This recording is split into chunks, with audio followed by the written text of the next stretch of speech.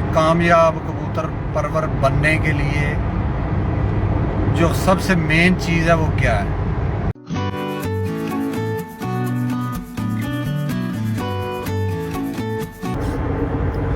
तो कामयाबी के लिए जो कबूतर परवरी कबूतरों से प्रवाद लेने उनको उड़ाना संभालना ये एक बड़े फन का काम है।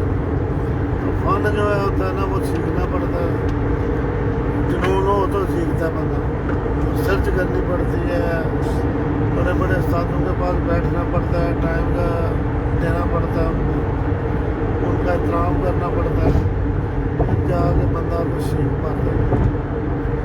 तो अलहमदुलिल्लाह हमने भी बड़े माशाल्लाह सियालकोट में जितने भी उस्ताद हैं सबसे बैठते हैं, सब प्यार भी हमसे करते हैं। जब उस्तादों की बैठक होती है, 8-10 उस्ताद बैठे होते हैं, महफिल लगी होती है, उसमें से काफ़ी टिप जो निकल आती है, काफ़ी वो बातें आपस में करते हैं, जब तो फिर बातों में बात निकलती रहती है। और फिर बंदे को कामयाबी हासिल कर अच्छे कबूतर बनाने के लिए सर्च करनी पड़ती है, अच्छे अच्छे उस्तादों में कबूतर देखने पड़ते हैं जिन्होंने रिजल्ट दिए हुए हैं उस्ताद, कि उन्होंने कौन सी मतलब चीज़ को मेंटेन रखा, कौन सी चीज़ें बनाई हैं, कैसे बनाई, कौन सी नस्लें हैं जो अच्छा परफॉर्म करती हैं। तो ये सारा सिलसिला जो होता है ये सीखता है बंदा, फिर परफेक्शन पे आ जाता है बंदा। फिर जवानी जब इंसान जवान होता है, अपने जवानी के दौर में होता है, फिर ये बंदा मेहनत के साथ गर्मी में काम कर सकता है।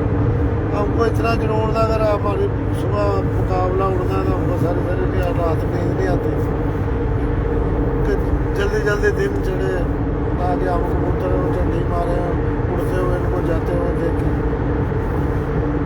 तो अल्हम्दुलिल्लाह हमने काफ़ी मेहनत की और अभी भी जो नई जनरेशन है ना इनमें काफ़ी अच्छे खिलाड़ी नज़र आ रहे हैं, जहाँ आगे मुस्तकबिल में माशाल्लाह शौक परवान चढ़ा रहे हैं। तो उनको भी जुनून की, जो भी जुनून की आज तक शौक कर रहा है, टाइम दे रहा है, छत पे कबूतरों को संभाल रहा है, उड़ा रहा है, वो ही रिज़ल्ट दे रहा है।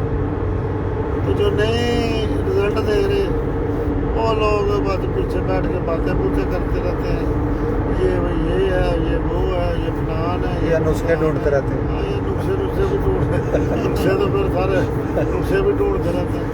नुस्खों का क्या करना, पर ये नुस्खे तो बाद में आते हैं। कबूतर की तैयारी जो है ना सारी असल कबूतर अच्छा बनाना और उसकी तैयारी करना, बस यही एक काम है। तो ये सीखना चाहिए इंसान को।